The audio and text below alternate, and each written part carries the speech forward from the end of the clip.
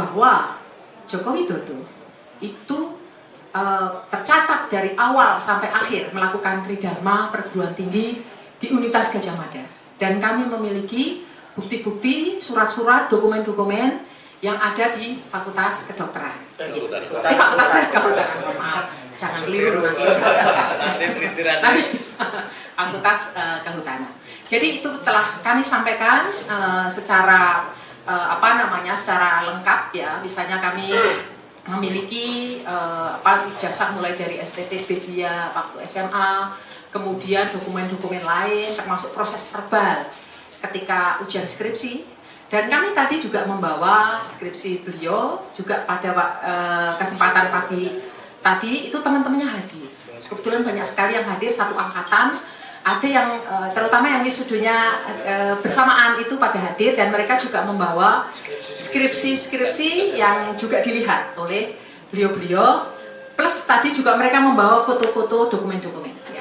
Jadi di dalam konteks ini bukan soal membela siapa, tidak, tapi bahwa kami dalam posisi ini adalah menjelaskan sebagai sebuah lembaga yang memiliki dokumen ini mahasiswa kami dulu atau tidak dan lulus atau tidak, itu sudah kami jelaskan. Dan Joko Widodo itu lulus pada November ya, 5 November 1985 sesuai dengan catatan di dokumen Fakultas Kehutanan ya.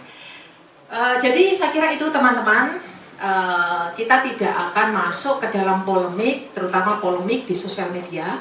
Dasar kami bukan interpretasi terhadap apa yang disampaikan orang satu ke orang lain, tapi dasar kami adalah data yang kami punya.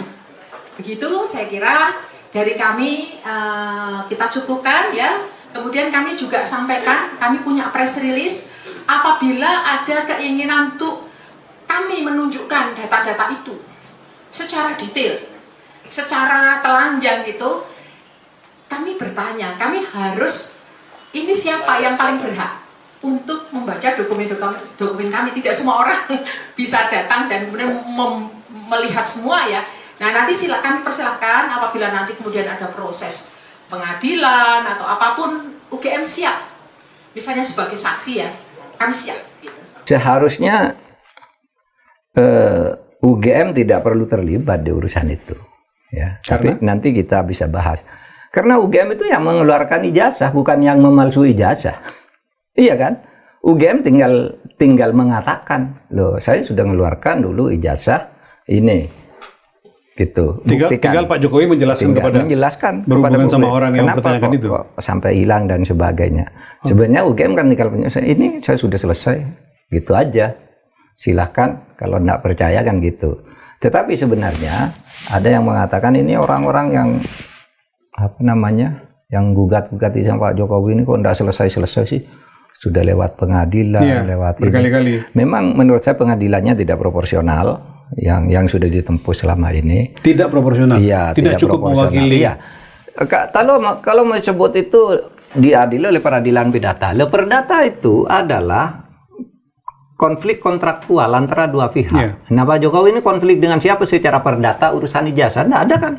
Ya betul, pengadilan negeri kami tidak berwenang, tidak salah. Kecuali kalau pidana Pak ya? Kecuali kalau pidananya sudah. Pidana ini kan ada dua, satu yang melakukan pemalsuan, dua yang menuduh melakukan. Ini yang dituduh melakukan pemalsuan ini belum diadili soalnya. Ini malah yang menuduh, yang ditangkap lebih dulu. Sementara ini tidak dikelirkan. Sebenarnya kalau masuk ke sini bisa. Itu yang belum terjadi ya. Lalu yang lebih gila lagi kan katanya, oh ini kalau terbukti ijazah Jokowi ini palsu, seluruh keputusannya selama menjadi presiden batal, itu salah. Kalau di dalam hukum tata negara enggak begitu, di dalam hukum administrasi tata negara enggak begitu. Kalau hanya presiden tidak memenuhi syarat lalu jadi dengan cara memaksa, dengan cara manipulasi, lalu semua keputusannya salah. Dulu Bung Karno juga salah, mengambil kekuasaan yang melanggar konstitusi. Dari mana? Dari Belanda. Belanda tuh punya konstitusi yang disetujui oleh PBB waktu itu, bahwa Indonesia itu bagian dari Nederland. Tapi Bung Karno lawan konstitusi itu. Satu, dekret itu melanggar konstitusi. Tapi Bung Karno pada waktu itu mendapat dukungan bahwa saya didukung rakyat, dan Mahkamah Agung menyatakan iya, demi kepentingan rakyat tidak apa-apa melanggar konstitusi, maka dekret presiden itu dianggap sah. Orde Baru juga begitu. Nah, oleh sebab itu dalam hukum tata negara itu memahaminya bukan begitu. Kalau keputusan presiden itu hukum administrasi negaranya ada asas namanya asas kepastian hukum. Asas kepastian hukum itu keputusan yang sudah dikeluarkan secara sah itu tidak boleh dibatalkan, tetap mengikat. Nanti ada perhitungan ganti rugi, bukan ke misalnya orang yang misalnya ya Pak Jokowi terbukti ijazahnya tidak sah misalnya ya, palsu. Lalu kontrak-kontrak dengan luar negeri, dengan perusahaan-perusahaan apa itu dan sebagainya itu batal, nggak bisa dituntut kita secara internasional. Iya. Gitu, karena keputusannya waktu itu dibuat secara sah. Tinggal sekarang tindakan ininya, gitu, tindakan ke dalamnya. Tapi kembali ke kasus tadi, kalau orang mempertanyakan tetap tentang kepalsuan atau ketidakpalsuan ijazah Pak Jokowi itu nggak salah juga kan? Nggak salah, karena ada undang-undang keterbukaan informasi publik, di mana di situ dikatakan masyarakat berhak sepenuhnya untuk mengetahui dokumen-dokumen dan meminta dokumen-dokumen itu dibuka kepada publik demi transparansi. Kalau tidak mau buka, ada pengadilannya namanya Komisi Informasi. Itu dia bisa mengadili, ya, semacam peradilan semua yang keputusannya mengikat. Harus dibuka, buka. Siapa? Nanti dibuka aja di KPU mana? Solo, ya kan? Dulu daftar pertama KPU Solo. Wali Kota Solo. Nah, ketika namanya masih Dr. Andes Joko Widodo. Sesudah jadi presiden juga ada ijazahnya lagi kok, jadi insinyur Joko Widodo. Itu semua kan nanti bisa dibuka ke publik. Apa yang sebenarnya terjadi, gitu ya.